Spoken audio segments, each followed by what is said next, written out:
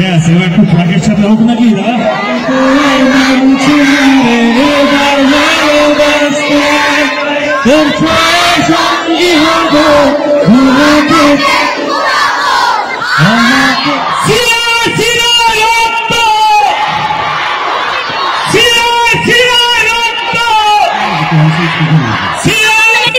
দেবকে দেখে এত কান্নাকাটি করেছে, এখনো কথা বলতে পারছে না। দেবকে দেখে ইমোশনাল, স্বপ্নের নায়ক যখন সামনে বাস্তবে এসে পড়েছে তখন তো কাঁদবেই।